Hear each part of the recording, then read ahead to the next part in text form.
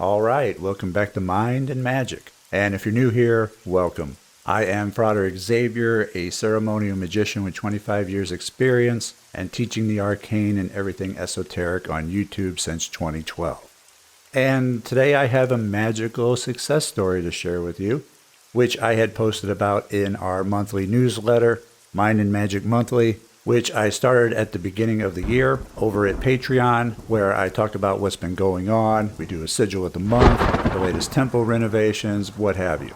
The newsletter is included with all membership tiers, so for as little as $1, you can get access to it. Now, since I've already covered this magical success in the newsletter, I'm just going to go over the short version of it here. And it's not what happened that makes this success significant, it's how it happened. I had made it my mission to manifest 0.999 silver bullion gilded in 24 karat gold collectibles known as archangel weapons to place upon my elemental side altars in their quarters in my temple, which I have done, but it wasn't without its problems. But those problems were key and instrumental in bringing about the manifestation. Each archangel weapon has 3 variations: silver gilded with gold, and silver gilded with rose gold or pink gold. Each variation is quite rare. There's only 500 minted of each. And to make it even more difficult, I wanted the complete set along with the display case that they come with and their certificate of authenticity in mint condition. And most of them have been out for a number of years already.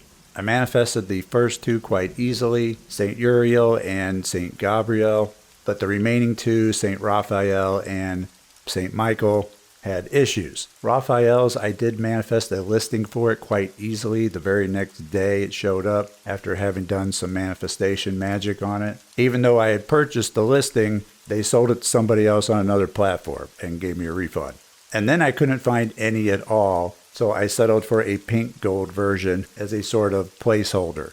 Where Michael's sword I manifested, again, a listing quite easily, but what they sent me was the correct sword, but a mismatching case that had pink gold on it and no certificate of authenticity, even though it stated that it had one. To the seller's credit, he worked on it for a month trying to resolve it, which was never really fully resolved, but he did locate for me a Raphael halberd that I just couldn't find anywhere else.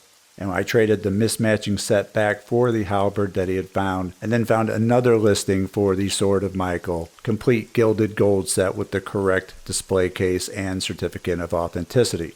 So it's not that I manifested them at all, I knew I could do that, but it's how it happened that surprised me, because things had to go wrong with sending me a mismatched set in order to be able to locate the other set. So the lesson was to learn to trust the process. That even when things go wrong, it may be the key to getting what you actually asked for. There was simply no other way to get me that gold gilded halberd of Raphael. Silver had crashed and nobody was selling them anyway, and I just could not manifest another listing for one. But the other purchase screwed up, so that in the midst of the month-long process of trying to get it resolved, I mentioned to him that I was also looking for a halberd, and he checked his dealer sources and was able to locate one when I myself could not. That's basically how it went down. I left some parts out, but if you want all those details, just check out the newsletter for anything that I may have neglected to mention here. Dennis over at Patreon says the divine works in mysterious ways. Yes and no. I mean, I was surprised that a success came out of a failure, out of a screw-up. So it did surprise me, but I understood what happened. That it had to happen that way because it was the only way for it to happen. And the divine is not limited by time and space, so it is possible that the entire mix-up with the dealer was for this reason. I don't know if I'd call that mysterious as much as I would fascinating. When the divine consciousness is a part of and orchestrates everyone and everything, that's as simple of an explanation as you could ever get or need. It'll just move things around so that it'll work out in your favor. And that's why we trust the divine process, because we're all interconnected in that way. It will move the players and the pieces around to where they need to be and what they need to do, without them even knowing it. It's amazing. I'm always in awe of it, but I do understand it.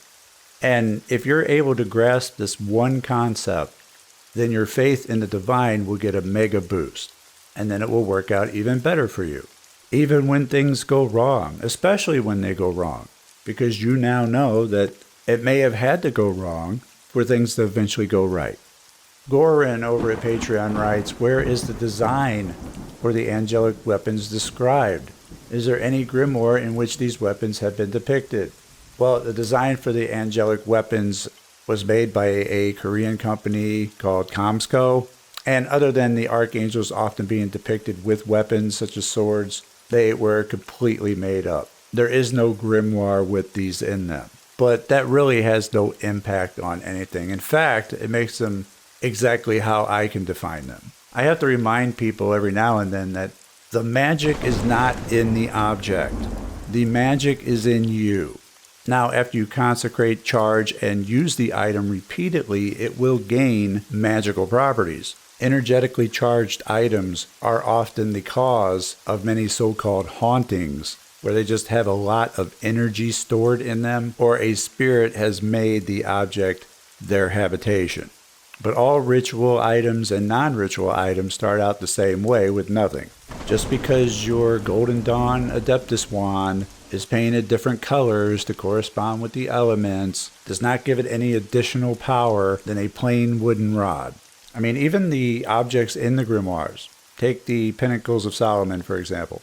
They have no power until you consecrate them and coat them in incense and pray over them. They have no inherent power on their own. And most items that are depicted in grimoires are extremely limiting to work with. And that's fine because they're intended for a specific purpose. But as you progress in magic, you'll discover that you can charge items on your own for your own purposes. Because the magic is within you, not the object. But you can take that magic in you and put it in the object. Just as you can create your own servitors to go around on autopilot and do tasks for you, so too can you create your own magical implements and ritual items where you define its purpose and power.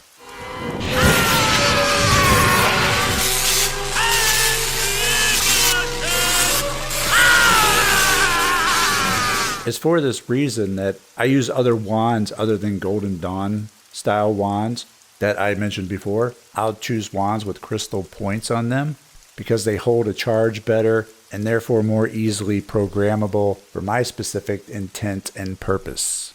And I go over charging crystals in the Amulets, Talismans, and Charms program on mindandmagic.com, of which I will knock 20% off through the link in this video for those thinking they may be interested.